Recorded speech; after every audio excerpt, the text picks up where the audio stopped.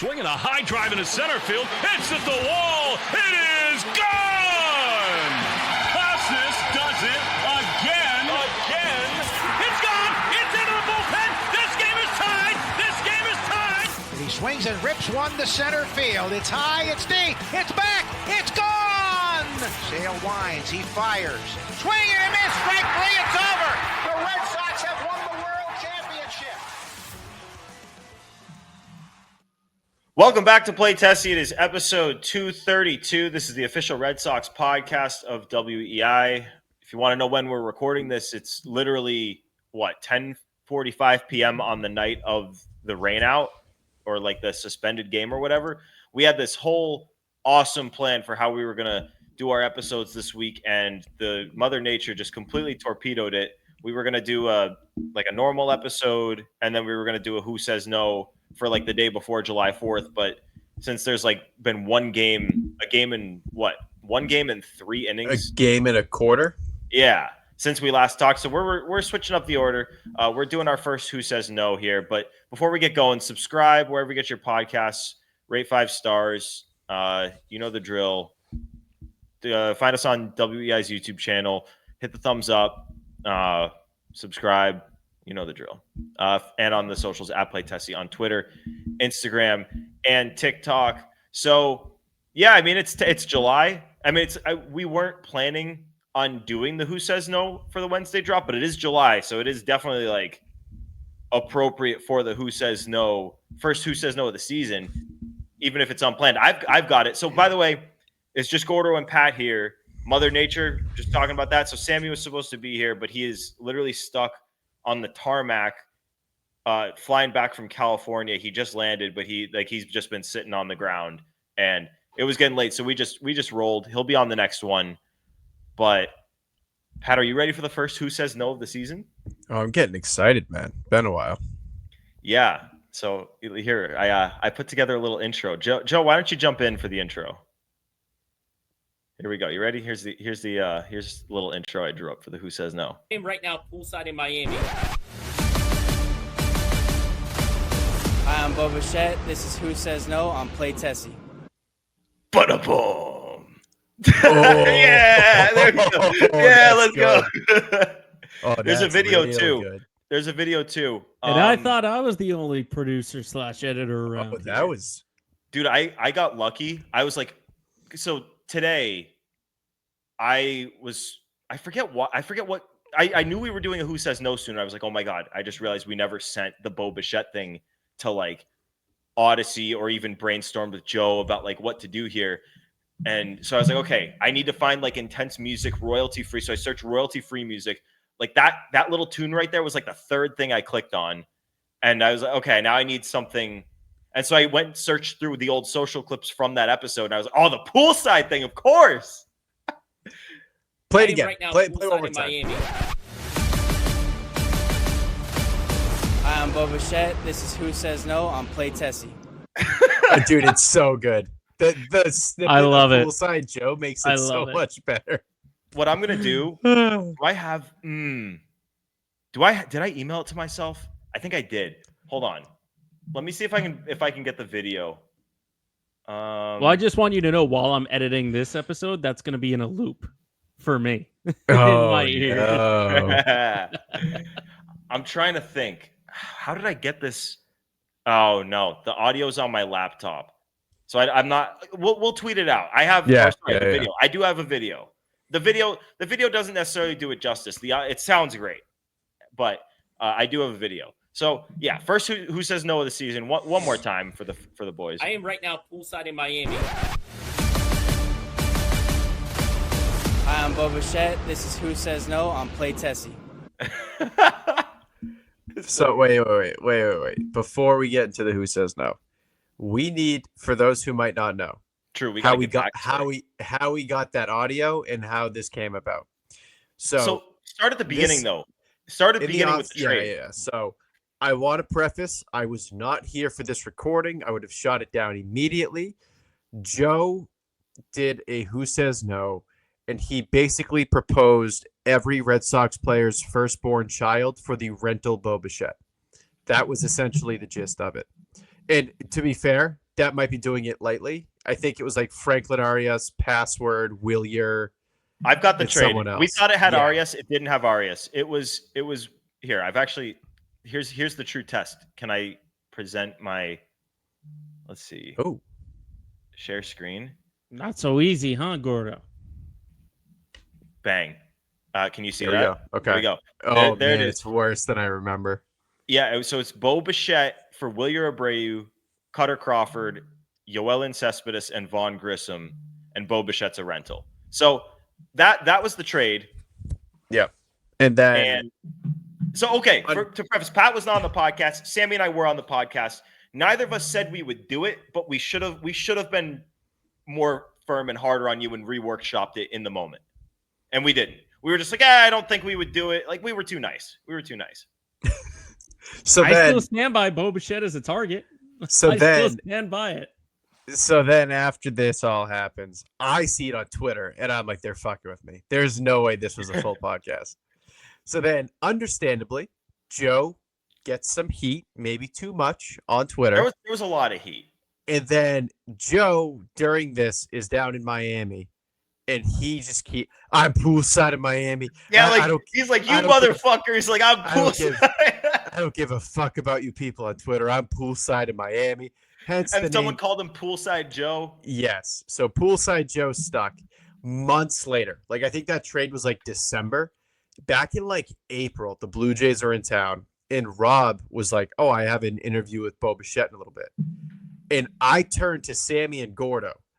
And I go, we have to see if he'll do an intro to Who Says No. Pat's eyes bulged out of his skull when he thought of this one. I will say, when something comes across Pat's mind, his eyes are like the cartoon that go all the way out. It seriously is, isn't it? So I go, we have to do it. So I go, Rob, will you introduce us to Bo Bichette afterward? He was like, yeah, sure. Why? I go, I'll explain after. So we sit outside the Blue Jays dugout. Rob does his Baseball's a Boring recording with Bo Bichette, wraps up. Bo comes out, and Rob like waves us to say hi or whatever. So Gordo goes up. He goes, hey, Bo, we do the Red Sox podcast, the Red Sox radio network. We do a segment. We were wondering if you do the intro. No bullshit. Bo Bichette, no questions asked. Bo just goes, yeah, man, of course. And just takes a microphone. And he goes, what am I saying? I go, just say, my name is Bo Bichette. This is Who Says No on Play Tessie. He started rehearsing before he recorded. Like, he was into it. And then we hit it, reads it. He goes, all right, great to meet you guys. Shakes a hand, and off he goes. On his jolly way, man. And now we have this gold for right the now summer and the winter. Hi, I'm Bo Bichette. This is Who Says No on Play Tessie. Unreal. What a full Shout circle moment. Bichette. You're welcome, Shout out, guys. Bo. You're welcome. Shout out Joe Bichette. That's your new name, Joe Bichette. Poolside Joe Bichette. We should also keep in mind, we're coming up on a couple weeks till I'm back in the Who Says No pool. That's brother. Joe, we did say that Joe is going to get a chance to redeem himself. I think, Joe, we need to wait until we're a little bit closer to the deadline and we know whether this team's going to buy or sell. Yes. Because my ultimate dream here is that Joe comes up with something that the Red Sox, not like, obviously they're never going to do an exact variation of any of the trades we propose, but like, I want them to, like, if they're buyers and Joe says they should trade for this guy, I want them to actually trade for that guy. And then that would be the ultimate full circle redemption story. Poolside Joe Bichette Braverman redemption story. That would be cool. So I mean, I'll be on a beach for that one. I'll be like beachside, drinking out of a coconut Joe. There we go. Coconut Joe. There we go. Joe Braverman. But it's not my deal for this one. It's you, Gordo. Yep, It is Gordo. It is Gordo. I'm taking the first one of the season, and I'm having the Sox as buyers here because I think they are buyers until they're not. That's why Breslow keeps saying they're buyers. Every single freaking media outlet that he talks to, he says it. We're going to add to this team, add pieces, all that. Yet we also know. I mean, I say I'm buying. I'm buying and selling in this deal, in this deal that I made up, because we also know that there's an outfield surplus. Like, they're going to have to make a trade there. Masataka Yoshida, I mean, as we record this, it's Tuesday. He was supposed to play his first game today. But I mean, he's getting close to a return. I don't I don't know what the lineup or the rotation of outfield and DH or whatever is going to look like when he's back in the mix. So once he's back in the mix, like, don't be surprised if they move quickly to open up a spot by trading one of their outfielders. And I think the hottest name on the block has been Jarren Duran. So this trade's going to involve Jarren Duran. Doesn't mean that I particularly want to trade Jarren Duran. I still think the highest ceiling that this team has is with Jarren Duran being who he was last year. But with the way Abreu and Rafaela have played, I think they've played themselves into staples with this team. And Roman Anthony is obviously this team's most valuable asset. And, Jarren Duran doesn't deserve to be in these conversations for any other reason other than the fact that he's a good baseball player with a lot of team control and a ceiling that not many players in baseball have. So, yeah, he's in this trade, and I think I ask for a good amount, but I'll be curious to see if you think it's enough or too much, because I feel like people have different variations of their different valuations for Jarren. So I'm doing this trade, Red Sox and Braves. Jarren Duran is going to go to the Braves. Robert Murray talked about it on one of his shows, how he thinks the Braves might be the most likely suitor for a guy like Duran, young, controllable outfielder. So I'm going to send Jarren Duran to the Braves. I'm also going to send Walker Buehler to the Braves. Get him out of town. Okay. So Jarren Duran and Walker Buehler going to the Braves. And the Red Sox, Pat, I'll give you one guess for the first player involved in the deal. Spencer Schwellenbach. No. AJ Smith-Schroyer. Who did I say was my dream addition? Last time was it our trade primer? Did you say Sale? Matt Olson, Pat. Olson. Duh. Okay. I was thinking automatically as defaulting starting pitching. Okay. So, yeah, I actually don't have any major league starting pitching coming back in this trade. That doesn't mean I don't think that's a need, because it is. They're going to have to do something in that regard, get a number 2 kind of starting pitcher, especially if they want to contend this year and put themselves in position to be able to compete in the postseason. You're going to have another guy next to Crochet. But that's not this deal. Jarren Duran and Walker Buehler going to the Braves. Matt Olson coming back. He's got 3.5 years of control. He's making $22 million each year. He's 31 years old.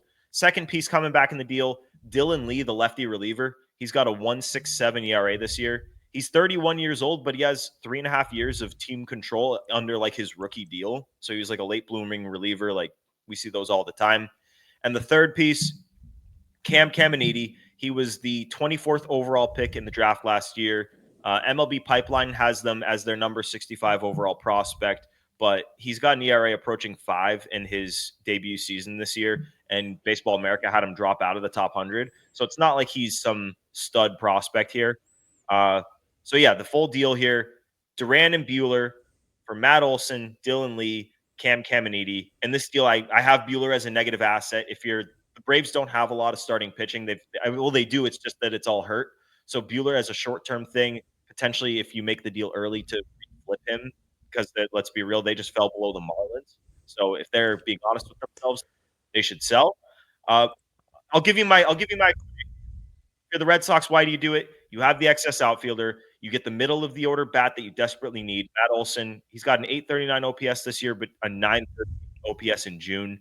Dylan Lee said it, 1.67 ERA, beast from the left side. The Sox have a lot. When healthy, they've got a lot of good right-handed relievers, and they've got Chapman in the closer role, which means out from the left-hand side, the guys that you can attack lefties with, it's Wilson and Bernardino.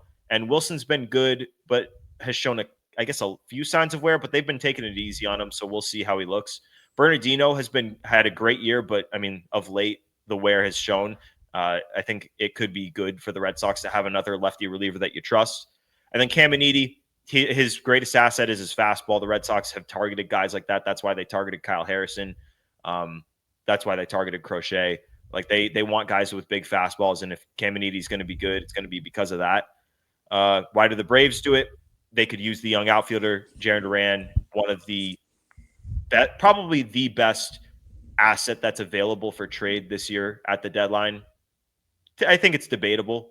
3.5 years of control for a guy with his ceiling and his floor, for that matter, because even in a bad year this year, he still has been pretty good. It's just that he's been very below our expectations. But they get that elite asset. They get younger. They reshuffle their team because let's be real, what they've got going on, it worked for a while, but at this point, it's not working.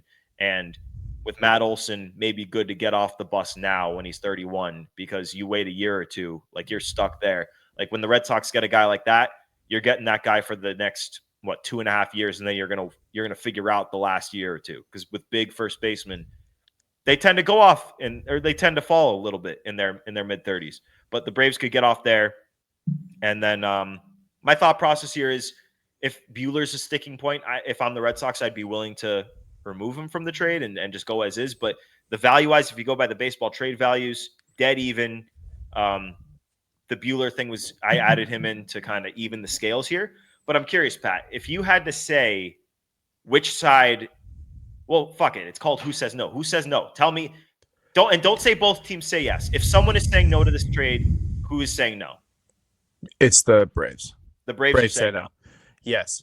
So I think Walker's, obviously a negative asset. And it so much so, I don't even think that the Braves would take on his salary for the remaining half of the season.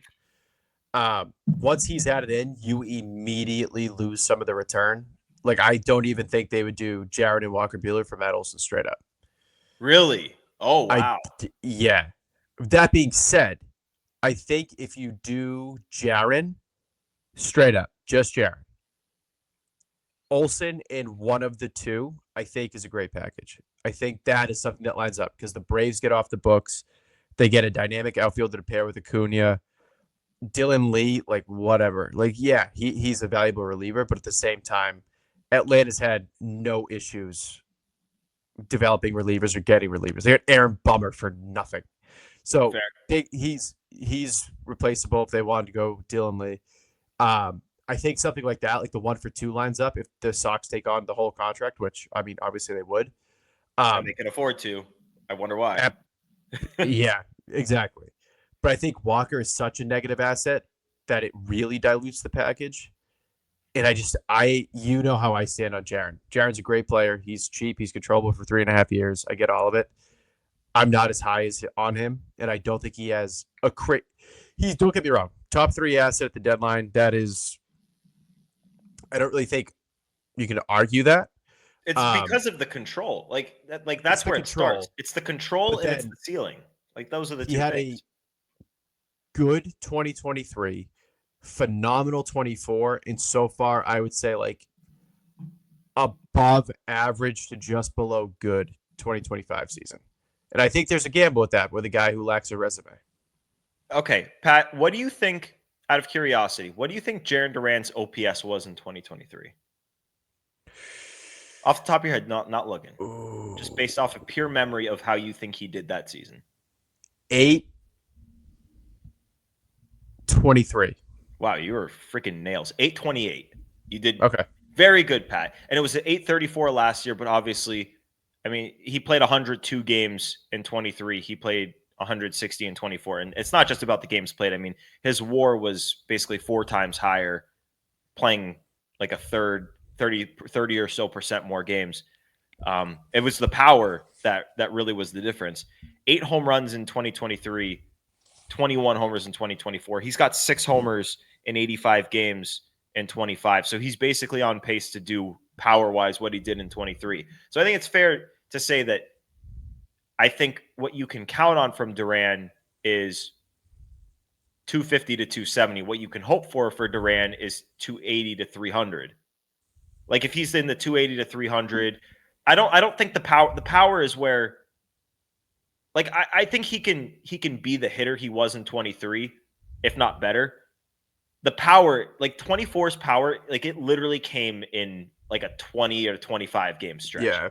So like I'm not going to sit here and say he's about to hit 20 homers again. Like we saw Jacoby Ellsbury do it too. He had a 30 homer season, never sniffed it again. Like it's just not Jarren's game, and it's basic to me. If I'm a team that is trading for Jarren Duran, what I'm thinking to myself is, if I put this guy in center field, can he be closer to the defender that he was last year? And he's talked about how the angle off the bat in left field is different for him. And, maybe playing more of the position can help him there. but it's, can you get the defense closer to average, and can you get him on base more so that he can steal more bases? Because he stole 34 bases last year. He's at 15 this year. So he's relatively on pace to, he's not going to get what he got last year, but he's on pace. It's not as much of a drop off as I thought. I thought he stole more than 34. Yeah. One thing worth noting too is last year's WAR highly attributed to playing center field. He was in a premium defensive position. Now he's a corner outfielder. I don't even think he plays center field in Atlanta. Michael Harris is phenomenal in center field. You're right. So that plays a role in it. That plays a role in it. The other part is, in terms of the offensive production, Fenway is number 2 in park factor, meaning second best hitter's ballpark. Atlanta's dead smack in the middle, 14th. So how he translates to that is also weighing him playing left field. Obviously weighs more than playing center in 24. And then I think there's a lot of outside factors aside from his just flat out production that goes into it. And it's the same thing why Bregman was such a good fit with Boston. His swing profiled so well at Fenway, all of that. I think there's a lot of factors, and there is some risk. I agree with you. Jarren's floor is still, everyday starter above average. I think this is his floor, right? Like he can't get. Whoa. Like, I don't know. I shouldn't say this. The Jarren Duran that we've seen for the last month, I feel like, is his floor. And that's been pretty bad. I think he's hit around, let me see if I can 220, maybe 210. Game logs 25. I should just pull up his June, right? Yeah, it's both June. Splits 2025. Let's see what he did in June. Jarren Duran in June, he hit 210, 701 OPS, 2 home runs in 26 games. So yeah, that's the floor, obviously. But obviously that's his worst month. Actually, my God, his May, he had an even lower OPS in May. He had a 697 OPS in May. Yeah. But he hit 258. He just, let's see. Only a couple more extra base hits. I don't know, man. But low 200s, I feel like is his floor for a season. I don't think he's hitting below 230 in a season anytime soon. When his speed declines, then you'll change things. But again, you got 3.5 years of control. I don't think the speed factor is good. I see so many people. That's an argument to not extend the guy beyond the 3.5 years. The speed should be elite for at minimum until the last year of his rookie deal, and even then, it's probably that would put him at what, 31 years old, 32. Right now, Duran is 28. He's turning 29 in September. Okay, so it'll be 32 at the end of that. Right. So that's 31, 32. That's when you can kind of. But right now, next year, the year after, it's not a concern of mine. To me, if you're a team interested in Duran, you're attacking the ceiling. You're attacking what you saw last year. There's obvious risk. The guy has talked about his mental health struggles, and clearly that impacts him on a daily basis, playing the toughest mental sport in the world. But you saw what it was last year. Maybe getting out of the big market in Boston is something that interests you if you're acquiring Duran. You should not be going after Duran if you think you're getting him up to 20 homers again. But if you think, hey, let's put him in a low pressure environment where he doesn't have to be the guy, the leader, because we've got all of these. If you're the Braves, you're they've sucked, but they are caked with stars. They've got it going on in terms of the roster on paper. So I think if you're the Red Sox, you only trade him if you get a big haul. And to be honest with you, the haul that I had coming in, there's no sure bet obvious top 100 guy on there. Caminiti was a first round pick last year, but he was a lower pick than James Tibbs. You're getting Matt Olson, who's making $22 million a year. You're getting a good player there, but he's 31 years old and he's getting paid a lot of money. Yeah. I think the biggest thing in terms of the return on Jarren is going to be, it's a volatile asset. There is the chance that he hits 230 to 245 the next 3.5 years. There's also the chance that he hits 275 to 290, hits 15 home runs, steals 30 bags, and he's a 6 WAR player. let's back up to the bad scenario there. So let's say he does hit like 230 the whole time and is a below average defender and his speed slows down and he's just not that guy. If you're the Braves, even if that is the case, yeah, like in my deal, you took on Walker Buehler for the rest of the year. Okay, so you paid Walker Buehler like $8 million, but you got off $60 to $70 million, $70 million or so of Matt Olson. And like, obviously Matt Olson is a good player, so it's not like it's a negative asset at all, but like, oh boy. Yeah. Hold on. Oh, we've got Sammy. Oh my God. I can barely hear you guys. He's in the airport. Oh God. His screen went black. Oh heavens. Joe, Joe, text Sammy here. I'll send it in the chat and we'll see if Sammy, if he can't hear us, he can just come in here and talk. Here. Sammy, come back. Oh shit. He's not here. Sammy, come back and give your take. Let's see if he can do it. I don't even remember where we were. All I'm saying is even if Duran flops, like you could still take it as a positive that you freed up money from a team that hasn't been performing. And like, yeah, you lose a really good lefty reliever, you lose your first round pick from last year, but like to take a shot on Duran, like the upside is just like it's tough here because with every game Duran plays here, you're wondering, oh, like the DH spot could have been Yoshida, and Yoshida is going to give you more offensively from the DH spot than the other guy. It's like I understand why the Red Sox it might make sense to move on. Okay, here we go. Sammy, did you get the trade? Did you get the text?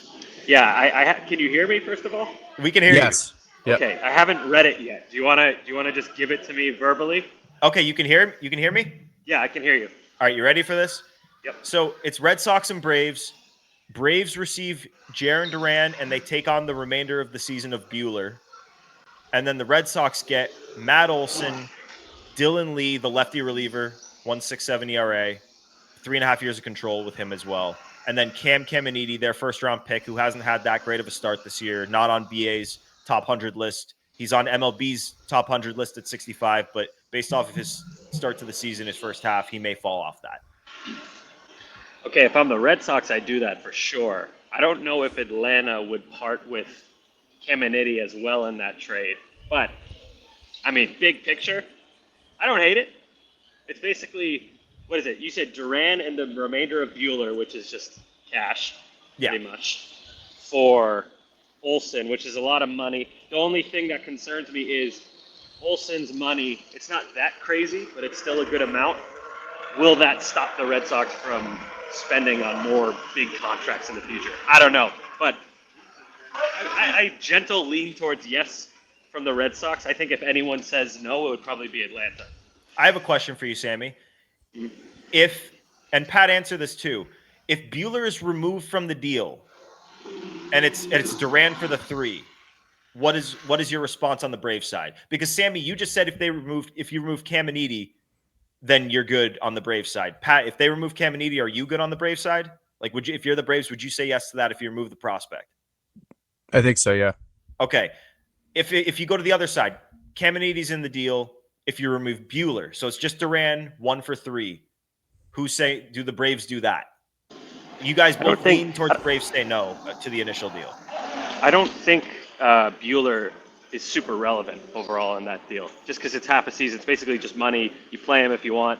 If you're the Braves, you're as we're recording, they're tied with the Marlins or they're behind the Marlins in the standings. So like, I don't think they'd really care about Buehler. It would just be moving some money around. I doubt they would bring him back unless he looked great or something. But I don't really think including or not including Buehler changes much at all. If that makes sense. Yeah, I think I agree. The reason I included him was because on the trade machine, I could not get the values to align because they've lowered Duran's value multiple times on that thing, and I do think Duran has a lot of value. Like we see these rentals go for these big packages, and he's got 3.5 years of control. Showed how much upside he's got. Hold on, Sammy, you haven't heard the Who Says No intro yet, have you? No, I haven't. I've been in an airplane. Oh my God! Yes. Sitting on a runway for 45 minutes. All right, you ready? You want to hear it? Yes. All right. I am right now poolside in Miami. Hi, I'm Bo Bichette. This is Who Says No on Play Tessie. That's good. I like it. Bo Bichette, baby. Friend of the program. Friend of the program, friend of Joe Braverman. Poolside Joe Bichette. But Sammy, I'm going to let you go. Good luck to you getting home. I know you've had a day and a half of travel. So It's been a long day. yeah. Take care, boys. Hell yeah, Peace. Sammy. We'll see you on the next show. All right, shout out Sammy for calling from where do you think he was? He looked like he was walking like underground. Probably Logan. He's You think probably he was still Logan? Yeah. yeah. He's trying to go on a baggage claim. Yeah. Do you think he's calling an Uber back, or do you think he's gonna try to take like all the blue line crap? Like that's such a pain in the ass. No, but, like dude. to tee this late Uber. is impossible. Yeah, definitely an Uber. You got to Uber. All right. Anything final on the trade, or you ready to wrap this thing up? Ready to go. Yeah. Red Sox, if you're gonna buy, Matt Olson's my guy. Get yourself a bat, get yourself a starting pitcher. If they're rentals, that's okay. You can readjust in the offseason. But yeah, that's what this team needs. If they're gonna put themselves in positions to be buyers, that's where I want their heads to be pointed. But that's going to do it for episode 232 of Play Tessie. Appreciate you guys tuning in. Remember, hit that subscribe button wherever you get your podcast. We're going to probably be doing at least one Who Says No a week leading up until the deadline. Reserve the right to change that. Yeah, Crank because it we'll up a little probably bit at the end. we'll probably end up doing, I would imagine, at least 2 during the All-Star break. Oh, true. Yeah, the All-Star break. That's prime Who Says No time. There's That nothing is to talk about. that is unless Bregman signs an extension that week. True. Emergency Bregman pod. What did we do last year? Did we emerge like for Cora? Because that wasn't the All-Star break. That was the Rockies series. Oh, he signed the extension right before the Rockies series finale. Yeah. So we just looped it into that.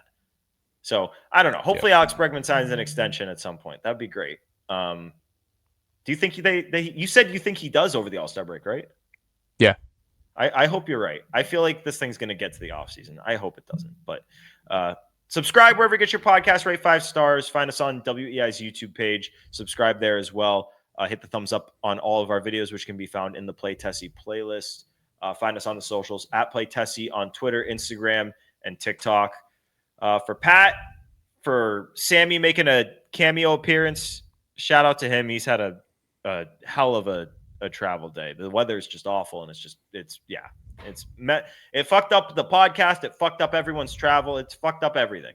But for Pat, for Sammy, for Joe, it's Gordo here for Who Says No. First Who Says No on Play Tessie, episode 232. Thanks for tuning in. Peace.